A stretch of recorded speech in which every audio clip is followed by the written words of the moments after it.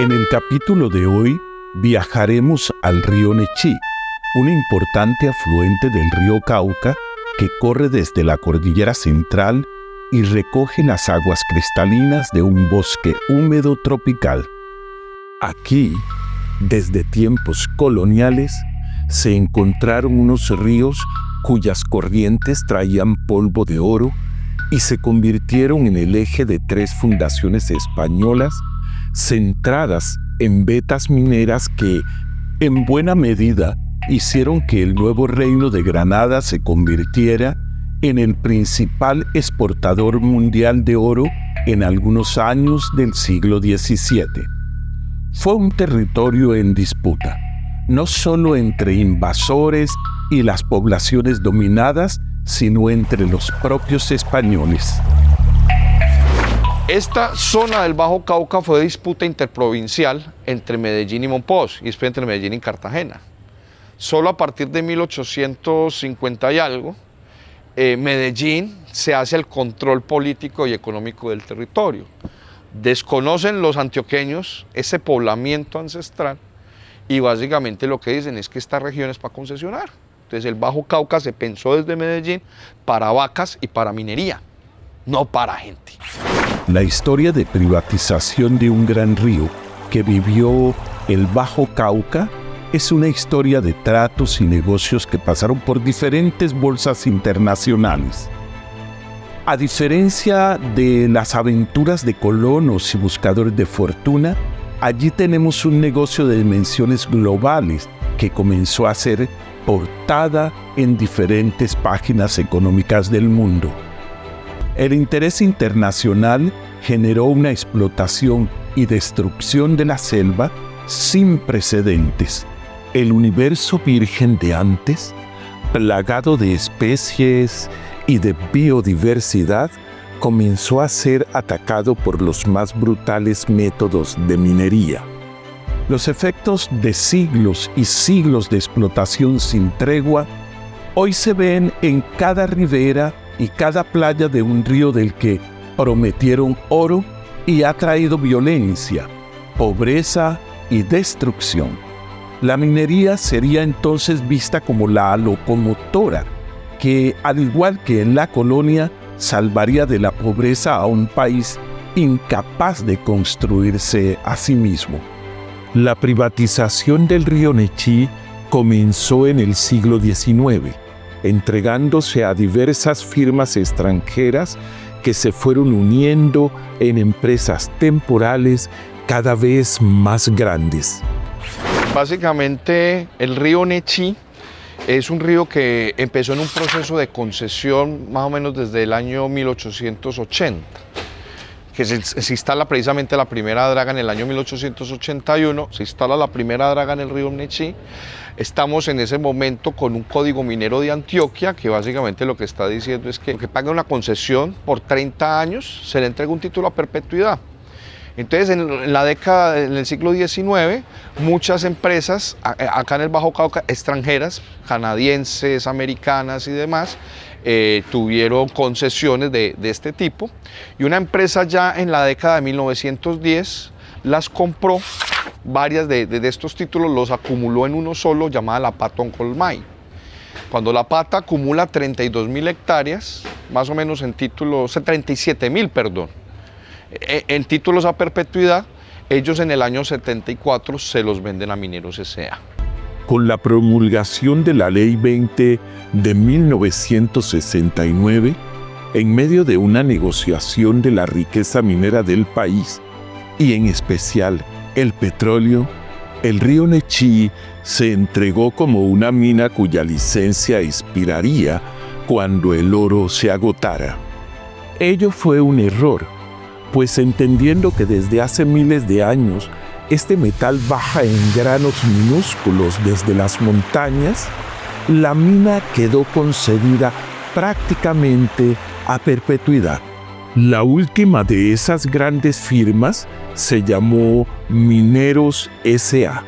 y se quedó con el monopolio del río hasta que el oro se acabe o quizás hasta que el río muera.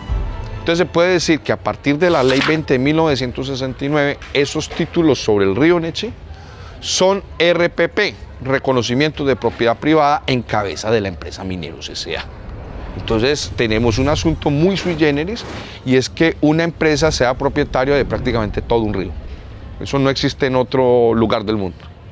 Bueno, hablar del derecho a la tierra en el Bajo Cauca, pero en especial en el municipio del Bagre, nos tiene que remontar por lo menos a 1940, que digamos que estas tierras eran tierras baldías, precisamente porque el Estado las declaró reserva forestal en el año 1959 a través de la Ley Segunda, y entonces en los departamentos de Córdoba, Sucre, Bolívar y parte de Antioquia, la concentración de la tierra fue desplazando a nuestros abuelos y padres. En ese sentido, la lucha continúa, en tanto por lo menos le hemos estado exigiendo al Estado que reconozca el derecho a la tierra del campesinado y de los grupos étnicos que habitan estos territorios. En los años 80, el río comenzó a cambiar su curso, pero no fue un movimiento natural. Se requerían sus aguas para poder abastecer un aislado yacimiento de oro ubicado en el corregimiento de Cuturú. Por esta razón, dos viejos puertos, Puerto Claver y Puerto Matanza, dejaron de ser puertos, o por lo menos de aguas navegables o de vocación pesquera. Y en consecuencia entonces, el INCORA ordenó la realización de un estudio de impacto ambiental sobre los impactos que la minería ha causado sobre el río Nechí. Y ese estudio lo hizo la Corporación Ambiental de la Universidad de Antioquia, que existía para ese año, 1991, y concluyó que Mineros S.A. había cambiado el cauce del río en un 78%. Debido al uso de dragas en la minería, habiéndose inventado con otro propósito, hoy tenemos un territorio herido, fragmentado y marcado por su pasado. Cada poblado tiene una historia particular por la presencia de esas empresas, tal como el municipio de El Bagre, que fuera un antiguo asentamiento de la Pato, Conciley, Goldrake. Mineros S.A., la empresa que actualmente explota estos territorios y que heredó todo aquel monopolio creado por décadas, no le quedó más remedio que transformar sus prácticas. Sin químicos hoy emplea, sin embargo, unas dragas de cangilones o dragas de rosario que no son más que unas cucharas impresionantes que penetran hasta 30 metros el lecho del río. Revolver la tierra, incluso bajo el agua, genera sedimentación, levanta metales pesados del pasado y reactiva ese mercurio que se ha venido vertiendo por años al río. La eliminación del mercurio no basta para borrar los enormes daños históricos de una empresa que, si bien ha cambiado de nombre y accionistas, ha tenido presencia por cerca de 100 años en el territorio. Mineros S.A. Lo que ha hecho es cambiar su sistema a un sistema denominado en un primer momento poza semicerrada. Entonces lo que hacen es que las dragas salen del río y pasan a lo que ellos denominan llanura aluvial. Y ahí primero tenían un sistema donde abren una poza, la cierran un poquito, pero los vertimientos siguen cayendo al río, ¿cierto? Después inventaron más o menos para hace 10 años, una que se llama el modelo de poza cerrada. Entonces ya la poza cerrada es que metes esos dragones en un humedal, ¿cierto? Y al meterlos en el humedal, lo que estás es acabando las pozas de reproducción de los peces. Entonces, la empresa Mineros S.A. debe desarrollar un plan de manejo ambiental y a partir de ahí se definen cuáles son las acciones de mitigación para resarcir las afectaciones que ha tenido su actividad en la cuenca del río Nechí. Sin embargo, consideramos que no ha sido una restauración realmente que cumpla el objetivo que la norma plantea, ya que gran parte de las restauraciones que se hacen, cuando se hacen en lugares donde efectivamente no ha habido un impacto importante de la minería. Tenemos varios estudios, sobre todo en la Universidad de Córdoba, donde se han encontrado bagres, eso lo llaman el estudio del bagre amarillo, bagres con 200 veces más metilmercurio del tolerado por la OMS.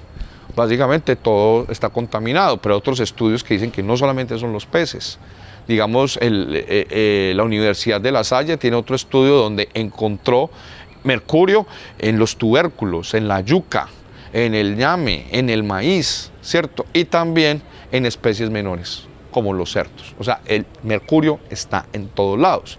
La empresa dice, pues yo ya no tiro mercurio. Ay, pero es que usted y sus antecesoras lo tiraron hasta el año 2014.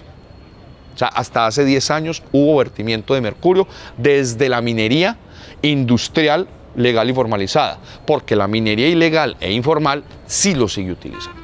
La presencia de la empresa poco hace por aquel proceso de sedimentación del agua que destruye las ciénagas bloqueando sus accesos y matando especies como el sábalo o el manatí. Estos animales simplemente mueren al ver convertido su hábitat de aguas profundas en playas conformadas por un manejo irracional de los sedimentos. Entonces el río tenía humedales, al ser sedimentados los humedales por la minería ya no tiene dónde decantar las crecientes. El río, a sus laderas estaban los bosques de galería de cativos.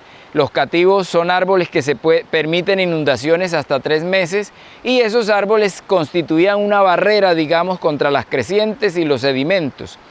Hoy por hoy los cativos por la gran minería ha sido destruido y digamos que ese hábitat de reproducción de especies, pero también de decantación del río ha sido totalmente destruido y por eso cada vez más las afectaciones del río a poblaciones humanas en sus laderas. Las afectaciones del sedimento o de los sólidos suspendidos por la minería a las especies ícticas de los ríos y humedales los afecta por un lado porque por lo menos los humedales son el hábitat de reproducción de una serie de peces, incluyendo el bocachico y el bagre, y al ser destruido, pues estos peces no van a tener, digamos, los espacios para reproducirse. 2, el cambio hidrológico del río, o sea, cambia los periodos de inundación y de sequía, hace entonces que las especies pierdan el reloj biológico de los momentos de reproducción, de desove y de posturas en las playas. Este río era un río que el agua era transparente, era claritica, pero de que esas minas han venido, todo se ha dañado. ¿Por qué motivo le digo? Porque las tierras que cogen de los cerros y las apilonan en la orilla del río para lavarla, va haciendo playa y el río se va emplayando. Lo que era hondo ya está playa. Entonces las minerías sí es lo que han ido afectando esto, los ríos.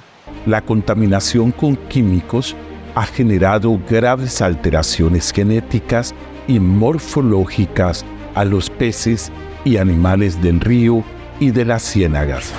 Una de esas actividades es desarrollar diferentes estudios e investigaciones sobre esas afectaciones en el río y los pescadores empiezan a denunciar la aparición de un bagre amarillo, un bagre que era extraño, que no era de la región y que claramente era un pez que estaba enfermo. Y se identifica que estos animales básicamente lo que tienen es ictericia y que por la cantidad de sedimento, ese sedimento se acumula en las agallas, empieza a tener problemas pues, para obtener el oxígeno de estos peces y son peces que están enfermos, ¿cierto? Entonces es una cosa que preocupa mucho a la comunidad de pescadores porque muestra, digamos, una afectación gravísima sobre una especie que es fundamental para la economía de la subregión y para la economía de los pescadores. Extraer tierra, revisarla gramo a gramo, mezclarla con químicos o en el mejor de los casos dejarla arrumada a lo largo del curso del río son procesos letales para los ecosistemas. Aquellos montículos que dejan las dragas y retroexcavadoras y que simplemente se lleva el río sirve para tapar ciénagas y para emplayar aguas. Un estudio del IPC establece que, por cuenta de los sedimentos de la minería, habrían desaparecido al menos 26 humedales del río, los cuales resultan fundamentales para la reproducción de los peces u otras especies. Ya que la técnica de dragado hace que se cambien las dinámicas del río, las dinámicas de los humedales, establecen un sistema que llaman poza cerrada, lo que incomunica estos cuerpos de agua y aumentando gravemente la sedimentación en las ciénagas y humedales, que además se complejiza mucho más con la sedimentación que se ha dado en toda esta zona a partir de, primero, la construcción de la hidroeléctrica Porce, que es el río Porce desemboca en el río Nechí y luego en el Cauca. El ecosistema lo hemos encontrado impactado, hemos hecho una serie de salidas anualmente y año tras año hemos evidenciado muchísimo más deterioro. Inicialmente fuimos a un número de cuerpos de agua y estos cuerpos de agua ya evidenciaban deterioro. ¿Cómo lo podíamos evidenciar? A través de la turbiedad del agua, de no encontrar los animales que normalmente la comunidad manifiesta que allí se encontraban. Y en el siguiente año o en los siguientes eventos de monitoreo lo que hicimos fue encontrar que ecosistemas que habíamos registrado o evaluado ya no estaban o estaban en condiciones muchísimo peores. Pero la pequeña minería, la del mazamorreo y varequeo, y también el de las pequeñas dragas, no se compara con aquella minería ilegal a mediana y gran escala. Siendo un negocio incluso más rentable que la propia coca, los grupos armados han decidido entrar al negocio. Aprendieron de la vieja minería legal el uso de grandes dragas, por ellos mismos llamadas dragones.